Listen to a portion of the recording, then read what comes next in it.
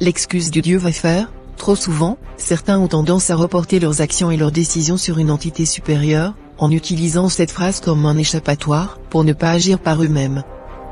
Croire en une force divine est une chose admirable, mais cela ne doit pas devenir un prétexte pour rester passif et ne pas assumer tes propres choix et actions. Attendre que Dieu fasse pour toi te dispense de tes responsabilités individuelles dans la construction de ton destin et de ton bonheur. Saupoudrons un peu de théologie. La Bible ne dit-elle pas qu'il s'est reposé le 7e jour? Que tel il est, tel nous sommes? N'est-il pas dit que vous êtes des dieux? En bref, il t'a donc été transmis des clés le 7e jour. Des clés qui font de toi un créateur et un alpha oméga. Mais quel est ce créateur qui, au lieu de créer à son tour, met la lampe sous le lit, va s'asseoir pour attendre l'intervention divine alors qu'il a reçu le plein pouvoir du Verbe et tant d'autres choses? Donc es-tu à son image et à sa ressemblance mais figé, condamné au suivisme de groupe, d'un enseignement religieux de l'astral, de doctrines erronées, sans pouvoir user de ton libre arbitre, de ton mental, de ton pouvoir?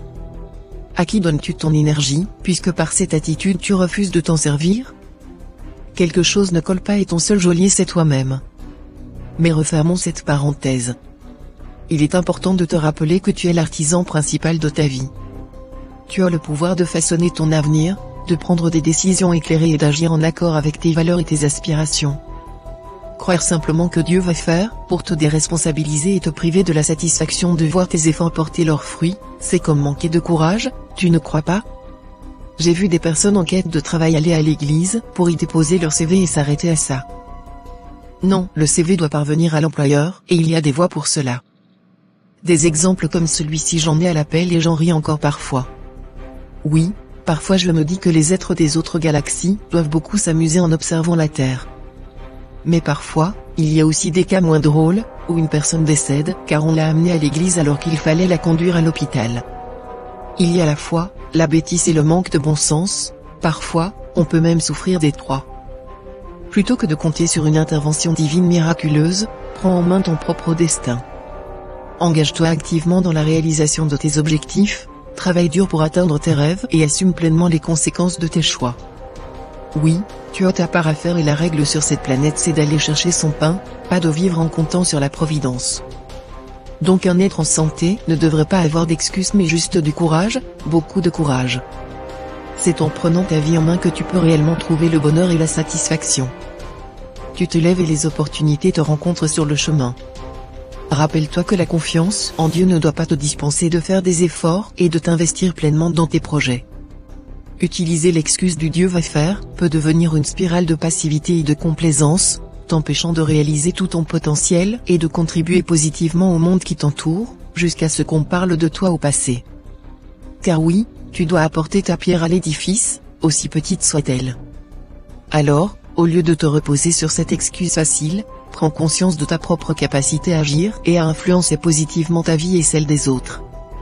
Assume tes responsabilités, fais preuve de courage et d'audace dans tes choix, et tu verras que tu es capable de parcourir des chemins que tu n'aurais jamais imaginés. Dieu c'est toi. Active tes centres d'intérêt et crée. Tu es un créateur. La plupart de vos guides religieux ne vous diront pas cette vérité de peur de perdre leurs offrandes et ne plus pouvoir vous dépouiller de vos énergies au passage. Tout ça ne peut pas être fait sans ton consentement. Libère-toi de l'esprit de la religiosité, de la dépendance spirituelle. Ne laisse pas l'excuse du Dieu va faire te priver de ta propre puissance et de ta capacité à créer un avenir meilleur pour toi-même, pour tes enfants et pour ceux qui t'entourent.